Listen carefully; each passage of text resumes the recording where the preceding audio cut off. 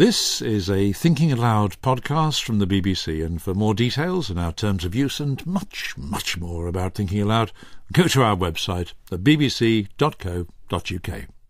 Hello. Today I'm going to be talking to two eminent academics who have taken a stand against the conventional wisdom, the orthodoxies of their discipline. Both of them believe that the wrong policy decisions are being made about matters of pressing economic concern. Well, today's news headlines on Greece are probably sufficient to introduce the first of these matters, the crisis in contemporary capitalism. But let's remind ourselves that in recent years, this event hardly stands out as an isolated storm.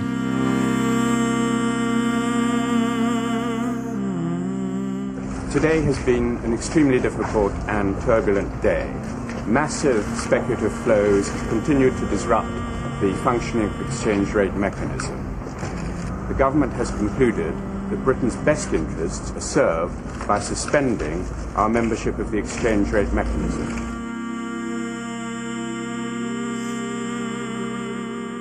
A crowd of journalists has thronged around each and every Lehman employee leaving what was a Wall Street institution.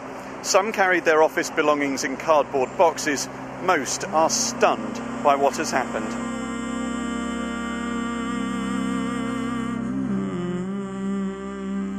Good afternoon. It's been another disastrous morning on the London Stock Exchange. At one point, £30 billion was wiped off share values in 3 minutes.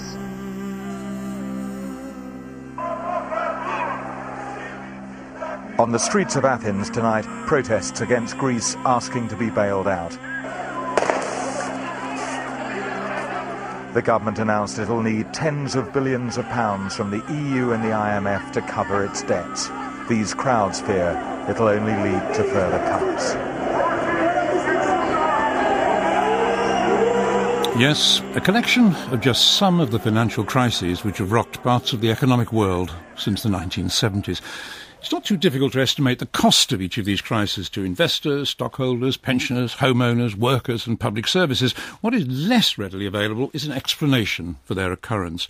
Orthodox economists don't appear to have served us particularly well in this respect. When the Queen famously asked the economists at the LSE why they had not seen the current crisis coming, they could only respond, after around about 6 months of study and consultation, that somehow they had lost sight of systemic risks. Well, that wouldn't altogether surprise David Harvey, my first guest today, who for years has been arguing that we could only understand these recurrent crises by analysing the political and the economic dynamics of capitalism, how it all works. David is Distinguished Professor of Anthropology at the City University of New York, and one of his earlier books, The Condition of Postmodernity, was named as one of the 50 most important works of non-fiction published since the Second World War. And his university course on Marx's Capital has been downloaded by around about 250,000 people. His latest book is called The Enigma of Capital and The Crises of Capitalism. David, talking about the number of crises which have occurred, I'm right to say the number has greatly increased since 1970, aren't I? Just perhaps give a little bit, flesh that out a little bit more for me and suggest why we are seeing so many. Well, as people might remember, there was a serious crisis in the 1970s, from between about 73 and 82, and the resolution to that involved a number of moves. One was a move towards globalization, that is opening up the economies to international competition. Now, the second move, in order to do that, you needed to redesign the financial architecture, so you financialized relationships. And, of course, that introduced a great deal of volatility into the system. So since 1970, we've had lots of mini-crises. Here, there and everywhere. 1 minute it's in Mexico, there's a debt crisis there, then it's in East and Southeast Asia, and then it's back in the United States with the savings and loan crisis. So this, if you like, underpins one of the theses I explore in the book, which is that capital never actually solves its crisis tendencies. It moves them around. But now it's moved it around to the point where actually it's gone global. And for the first time, we have something which is parallel to the 1970s and parallel to the 1930s, where something big has to happen. There has to be a real reconfiguration of how capitalism works in order to get out of the crisis, this particular crisis. But at the moment, what we see is it's moving around. For example, the banks have been stabilized, but now we've got fiscal crises of states. And Greece is a prominent one, but I would like to draw your attention to the fact that one of the biggest failed states in the world is California. And the Californian economy is in exactly the same state as Greece.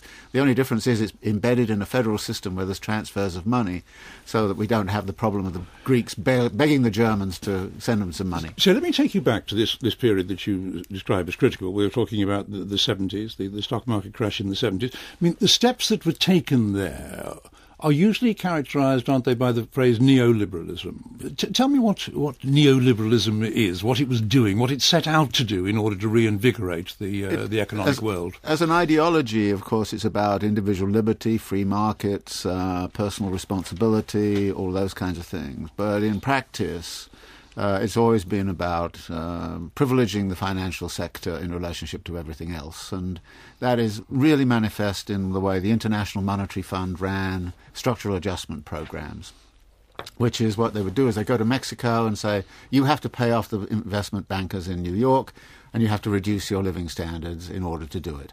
And, of course, what we're going through right now is a big version of that. We are stabilizing the banks, and then we're asking people to take reduced living standards in order to pay for that.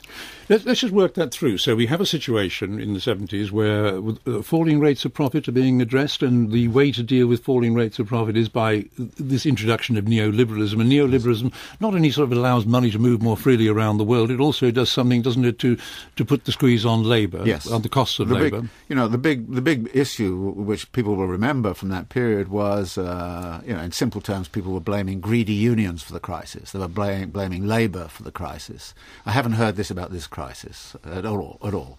If anything, it's greedy capitalists who are causing the problem. So back then there was a problem where labour had to be disciplined, and I think that one of the ways in which you disciplined labour was to open up foreign competition, offshoring, all those kinds of things. So, but by about 1985, 86, you would say the labour problem for capital was effectively solved. But back then, in the late 1960s, early 1970s, labour was a big problem. And that's one form that crisis can take, which is excessive power of labour in relationship to capital. But then you introduce an interesting paradox, because having introduced these ways of reducing the cost of labour, and you've described the way in which this is done, but this creates new problems, yes, doesn't it? Insofar as, if you like, the workers no longer have the money to buy the goods which are being produced. Absolutely, and this again is part of my thesis: the way in which capital moves the crisis around. And okay, it solved its labour problem, but since 1970s,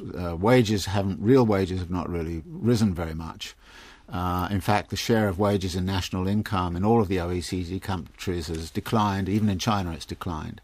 And the result of that is you've got this problem of where's the market to sell your goods? I mean, if workers aren't being paid paid enough money, the answer was get out your credit cards, get them to be indebted. And so you see household debt increasing enormously from the 1970s and 80s onwards. I mean, it's tripled in the United States, probably about that the same in Britain.